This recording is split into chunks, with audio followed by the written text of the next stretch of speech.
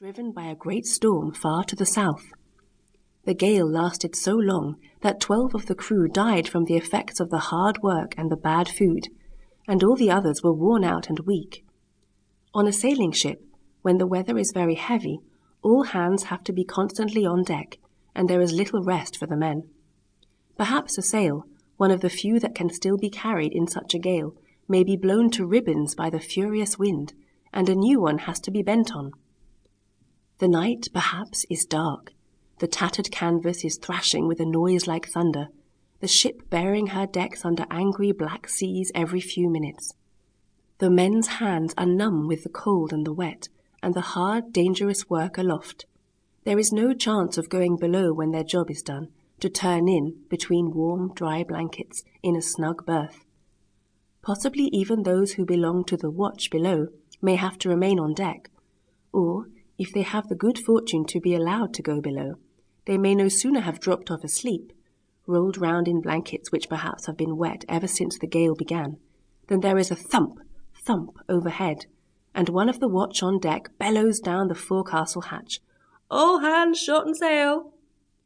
And out they must tumble again, once more to battle with the hungry, roaring seas and the raging wind. So when there has been a long spell of bad weather, it is no wonder that the men are worn out. And when, as was the case with Gulliver's ship, the food also is bad, it is easy to understand why so many of the crew had died. It was on the 5th of November, the beginning of summer in latitude south of the equator.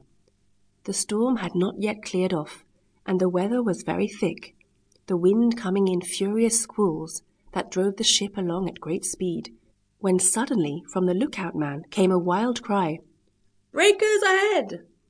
But so close had the vessel come to the rocks before they were seen through the thick driving spray, that immediately, with a heavy plunge, she crashed into the reef and split her bows.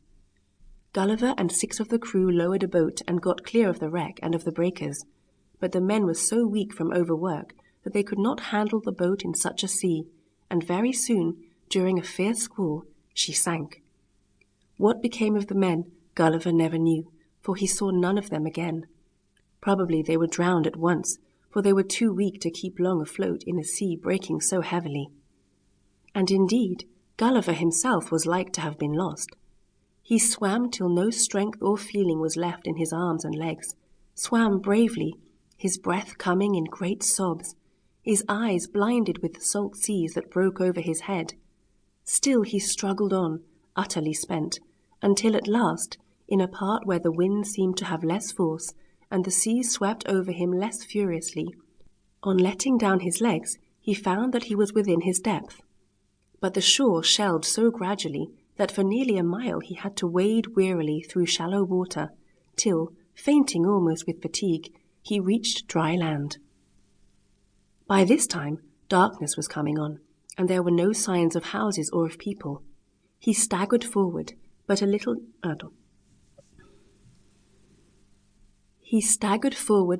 distance, and then, on the short, soft turf, sank down exhausted and slept.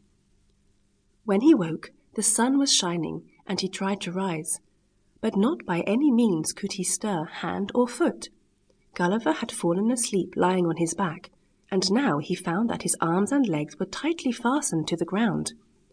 Across his body were numbers of thin but strong cords, and even his hair, which was very long, was pegged down so securely that he could not turn his head. All round about him there was a confused sound of voices, but he could see nothing except the sky, and the sun shone so hot and fierce into his eyes that he could scarcely keep them open. Soon he felt something come gently up his left leg and forward onto his breast, almost to his chin. Looking down as much as possible, he saw standing there a very little man, not more than 6 inches high, armed with a bow and arrows. Then many more small men began to swarm over him. Gulliver let out such a roar of wonder and fright that they all turned and ran, many of them getting bad falls in their hurry to get out of danger. But very quickly the little people came back again. This time, with a great struggle, Gulliver managed to break the cords that fastened his left arm, and at the same time by a violent rent.